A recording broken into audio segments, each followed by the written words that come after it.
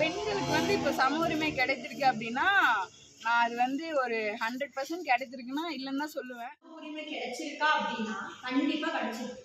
பாதி பேத்துக்கு கிடைச்சிருக்கு, பாதி பேருக்கு கிடைக்கலன்னு தான் சொல்லலாம். சம உரிமை இருக்கான்னு கேட்டா என்னை பொறுத்தவரையும் இல்லைன்னு தான் சொல்லுவேன். சரி, வீட்டில் இருக்க பெரியவங்களும் சரி இப்போ வந்து பெண்களை வந்து புரிஞ்சுக்கிட்டு கொடுத்துருக்காங்க. என்னை பொறுத்த வரைக்கும் இருக்கு அப்படின்னு தான் நான் சொல்லுவேன். ரெண்டுமே சொல்லலாம், கிடைச்சிருக்குன்னு சொல்லலாம், கிடைக்கலன்னு சொல்லலாம். என் பேர் ஜனனி. நான் வந்து 4 இயர்ஸாக கிக் பாக்ஸிங் பண்ணுறேன். பெண்களுக்கு வந்து இப்போ சம உரிமை கிடைத்திருக்கு அப்படின்னா நான் அது வந்து ஒரு 100% கிடைத்திருக்குன்னா இல்லைன்னு தான் சொல்லுவேன். ஒரு 50% தான் கிடைச்சிருக்கு அப்படின்ற மாதிரி சொல்லுவேன். ஏன்னா வந்து பெண்களுக்கு சம உரிமைன்றது இப்போது ஆண்கள் எப்படி நடக்கிறாங்களோ அதே மாதிரி தான் பெண்களுக்கும் இருக்கணும். ஆண்கள் வந்து எப்படின்னா அவங்க வந்து போய்க்கலாம், ஆனால் பெண்களுக்கு சில கட்டுப்பாடுகள்லாம் இருக்குது. அந்த கட்டுப்பாடுலாம் இல்லாமல் ஒரு ஒரு ஃப்ரீ பேர்டாக அந்த மாதிரி பெண்களுக்கு இருந்தால் ரொம்ப சந்தோஷமாக இருக்கும். இப்போ உரிமை கிடைச்சிருக்கா அப்படின்னா கண்டிப்பா கிடைச்சிருக்கு. ஏன்னா இதுக்கு முன்னாடி ஒரு பொண்ணு அப்படிங்கிறவ கல்யாணம் ஆகி அந்த வீட்டுக்கு போனான்னா அவ ஒரு குழந்தை பெற்று தர ஒரு மெஷின் ஆகவும் அங்க இருக்கவங்களை பார்த்துக்கிற அந்த வேலையை மட்டும்தான் அவ பண்ணிக்கிட்டு இருந்தான். அவளோட கனவுகள் அவளோட உணர்வுகளுக்கெல்லாம் அங்கே மரியாதையே இல்லை. ஆனா அந்த நிலைமைங்கிறது இன்னைக்கு எல்லாமே மாறிடுச்சு. என்னோட அம்மா, என்னோட சித்தி, என்னோட பெரியம்மா அவங்க எல்லாருமே இன்னைக்கு வேலைக்கு போற அளவுக்கு அவங்களுக்கான கனவுகளுக்கும் அவங்க உணர்வுகளுக்கும் மரியாதை அப்படிங்கிறது வந்து கிடைச்சிருக்கு. இதை வச்சே சொல்லலாம், மற்றவங்களை வந்து கம்பேர் பண்ணி நம்ம உரிமை கிடைச்சிருக்குங்கிறத விட நம்ம சுத்தி இருக்கவங்களுக்கு நம்மளோட உரிமை கிடைச்சிருக்கு அப்படிங்கும்போது அப்போ ஒட்டுமொத்த சமுதாயத்துக்கும் கண்டிப்பா சம உரிமை அப்படிங்கிறது கொடுக்கப்பட்டிருக்குன்னு சொல்லலாம். என்னோட கருத்துன்னு பார்த்தீங்க அப்படின்னா பாதி பேத்துக்கு கிடைச்சிருக்கு, பாதி பேருக்கு கிடைக்கலன்னு தான் சொல்லலாம். நிறைய பெண்களுக்கு கிடைக்கல, கொஞ்சம் பேருக்கு கிடைச்சிருக்கு. ஃபார் எக்ஸாம்பிள் இப்போ தான் ஏர்ஃபோர்ஸ்லேருந்து சொல்லியிருக்காங்க முதல் பெண் விமான ஓட்டி வந்து இருக்காங்க அப்படின்ட்டு. அதே மாதிரி கிராமப்புறங்களை போய் பார்த்தோம்னா இன்னும் படிக்க கூட அனுப்பாத பெண்களெல்லாம் இருக்க தான் செய்கிறாங்க. என்னோட கருத்து வந்து பாதி பெண்களுக்கு கிடைச்சிருக்கு, இன்னும் நிறைய பேருக்கு கிடைக்காம தான் இருக்குது. சம உரிமை இருக்கான்னு கேட்டால் என்னை பொறுத்தவரையும் இல்லைன்னு தான் சொல்லுவேன். ஏன்னு கேட்டிங்கன்னா சம உரிமை சுதந்திரம் அப்படிங்கிறது எல்லாமே வந்து எந்த ஒரு எல்லையுமே இல்லாத ஒரு விஷயமா தான் நான் நினைக்கிறேன். ஆனால் நமக்கு கிடைக்கிறது எப்படி கிடைக்குது? அவங்க கொடுக்குறது எல்லாமே குறிப்பிட்ட அளவு தான் கொடுக்குறாங்க, அதாவது ஒரு லிமிட்டேஷனோடு தான் நமக்கு தராங்க. ஆனால் உரிமைக்கும் சுதந்திரத்துக்கும் அது அர்த்தம் ஒன்றும் இல்லை. நமக்கு என்ன தோணுதோ அதை தான் நம்ம செய்வோம். நமக்கு கொடுக்கப்படுற உரிமை வந்து நம்மளாம் எடுக்கிறது இல்லை, மற்றவங்க நம்ம மேலே திணிக்கிறதா தான் இருக்குது. ஸோ என்னை பொறுத்த வரைக்கும் சம உரிமை அப்படிங்கிறது இல்லை அப்படின்னு தான் சொல்லுவேன். என் பேர் ராஜேஸ்வரி. எங்கள் ஊர் வந்து திண்டுக்கல் மாவட்டம் எரமநாயக்கம்பட்டிங்கிற ஒரு குறுகிய கிராமம்.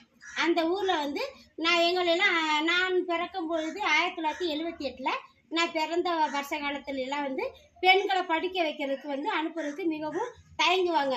ஏன்னு கேட்டால் இப்போ பாட்டிமார்கள் வந்து பெண்களை வந்து வெளியே அனுப்புனா பாதுகாப்பு இருக்காது, பெண்களை படிக்க அனுப்புனா வீட்டு வேலை செய்ய ஆள் இல்லை, இந்த மாதிரிலாம் எங்களை வந்து படிக்க வைக்க போக விட மாட்டேங்கிறாங்க. இருந்தாலும் ஒரு சிலர் வந்து தான் பிள்ளை படிக்கணுங்கிற ஆர்வத்தில் எங்கள் அப்பா அம்மா வந்து என்னைய படிக்க வச்சாங்க. நான் வந்து 10வது வரையும் படிச்சிருக்கிறேன். அப்போ வந்து எங்களுக்கு சம உரிமை கிடைச்சதா என்னன்னு தெரியல. இருந்தாலும் பெண்களுக்கு தேவையான ஒரு அளவுக்கு படிப்பு வைக்க வேண்டிய படிப்பு உரிமை கிடைச்சது.